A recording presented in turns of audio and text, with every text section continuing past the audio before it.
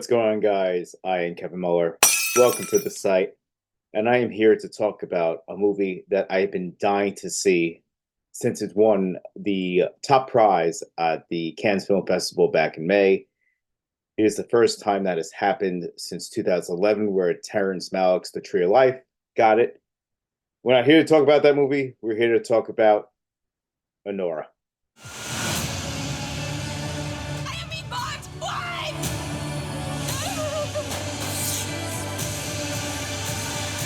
I like Anora. It's a good name. All right off the bat, I love this movie. I thought it was fantastic. I recently, in the last few years, have gotten into Sean Baker. I know he's been in the game for like 15, 16 years. I came in at the Florida Project, also saw Red Rocket, and now this is the new one. I know of Tangerine and his earlier work. I haven't seen it, but I know the themes and what he does very well. And here he does it exceptionally well with a fantastic performance by Mikey Madison. So, what is this movie about? All right, so we have Anora, or she likes to be called Annie. She is a stripper and a sex worker. She's living night by night, trying to do her best. She's a hustler. She's friendly, but she also has that tough side, that grittiness that, women in this profession have to have, to protect themselves. One night, the owner of the club comes and says, "We got this kid from Russia. He wants a girl who speaks Russian." Luckily for them, her grandmother who is Russian, never spoke English, so she knows how to speak Russian. She meets the young 21-year-old millionaire, billionaire. This kid's loaded. His name is Vanya, and he's played by Mark Edelstein. Very good performance. I'll get into that more later. They hit it off right away, and she is basically impressed with his money, his wealth. This guy can do anything for her. He can buy her a ring. He can take her to any club, any dinner. So they start dating. And what they do next is they go to Vegas. And while in Vegas and having the time of their lives, sleeping together, enjoying the sights, they say, "Hey, why don't we get married? This is great. We can continue this." So they get married, and, it feels like a happy ending for Anora. But of course, his parents back in Russia, who are royalty and loaded with a lot of cash, they never say outright how much he has, but just how he sporadically spends his money and the amount of money that he spends just on, like, carelessness is insane. Anyway, the parents find out, and of course they don't want their son dating a stripper slash sex worker, and they don't want this girl in the family. Now, Vanya is a very spoiled, immature, and scared character. He's a little boy, even though he's 21 years old. So when he's faced with the conflict of the parents coming to America and basically trying to straighten him out, he runs away. And this is where the three best characters in this movie, outside of Mikey Madison, come in. And I am going to not try to spoil, kill these guys' names. All right. The characters are Garnik, Igor, and Toros. Garnik is played by Vachi Tovmasyan. Igor is played by Yuri Bazarov. And Toros is played by Karen Garagulian. I'm sorry if I butchered you guys' names if you're watching this, but let me tell you something. These guys are fantastic. They are so good in this movie because when Vanya runs away, they have to find him because they want to get the marriage annulled.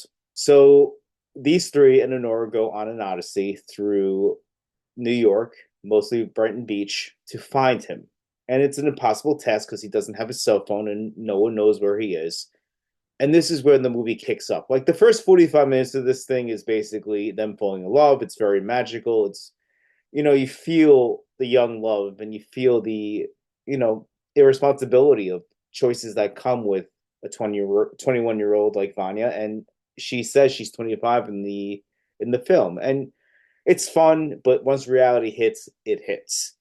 But what Sean Baker does is he mixes so much comedy into this movie. You have the character of Garnick, who Anora basically gives a concussion to, and Vachi Trosmasian is a fantastic physical comedian because he develops a concussion, and there's a lot of comedic sequences based upon that. You got Igor, who him and Anora really don't get along, but by the end of the film, Igor becomes like a very heartfelt character. He may be stoic, he may be rough, but he is a man of integrity. But my favorite performance out of those three is Toros, who is played by, as I said, Karen Garagulian. Again, sorry if I butchered your name, pal, but you are fantastic in this movie.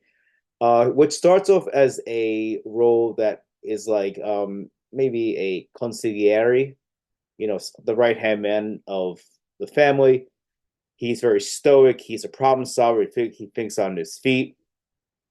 Then he gets to throw in every emotion from worry and stress, which he basically elevates through like this yelling, and he's hilarious. Um, he is heartfelt at points, and he's just a leader, and you feel his presence. But it is a multi-layered performance, and I really hope this guy gets a Best Supporting nomination because I loved every second that he was on the screen. Now, Mark Edelstein, who plays Vanya, the character is very shallow, so it is hard to make something out of something so little, but he does inject charm, even though this kid is an idiot. You see why Anora falls for him. Again, as I said, they're both young kids, and they get lost in the moment. And for what he is given and what he has to do, I appreciate what he gave to the role. Mikey Madison is fantastic. As I said, she is gritty, she is tough. As the movie progresses and it pushes towards that ending, which I will not talk about and I will not spoil for you, but you really get to see depth into the performance. She gets to spread her wings and she gets to give Honor more than just being a wise ass and a tough bitch. You see what probably many women in her position hide underneath a very rough and tough exterior. She's funny too. There's a lot of scenes in this movie, especially when she kicks the crap out of the two bodyguards, that are hilarious. Fantastic performance. She will probably be nominated. And finally, Sean Baker. Sean Baker has always been good at taking people from the underbelly of society, the people who are kind of, looked down upon. In Red Rocket, it was a former porn star who was his own worst enemy, but he was charming as hell. In the Florida Project, outside of William Dafoe, you had all these characters who were below the poverty line and weren't the most morally, best people, but Baker makes you connected with them because he is truthful. He doesn't ignore their situations or behavior, but all these people, like Anora, are basically after one thing, and it is to feel loved, it is feel to belong. And we see, she lives underneath a train track, so the opportunity to live a life of, luxury is not really a crazy thing to for us to believe in, for us to buy into. And that's another thing. Baker is very good at using visual cues and visual metaphor to get across the fact that there is a class system. And, people are so concerned about love and breaking through that barrier of like, okay, we're from different worlds, but that doesn't always work out in the end. I'm sure somebody, or maybe in your own personal experience, that, you're just from two different worlds and it's not going to work out despite your best intentions. And it is all done in a fast pace with a fantastic screenplay, beautiful cinematography, great direction. As I said, great acting. It really is a great film. I really can't stress this enough. It is something that I was kind of, okay, is this all hype or is this going to live up to it? It lives up to it fully. The energy of this thing is, it's just so powerful. This thing goes, goes, goes. The energy kind of reminds me of the 2019 film Uncut Gems, where, you're just thrown into chaos and, into the last frame. It is crazy. as I said, the movie kind of slows down at the end, but that is not a bad thing. It gives the opportunity for the consequences to be felt. The characters like Anora and Igor to basically take in that there is a class system, and sometimes the irresponsible and the idiotic people with money will get away with stuff, and that is the tragedy, I guess, in this film. I won't go into what happens, but it is not all sunshine and roses.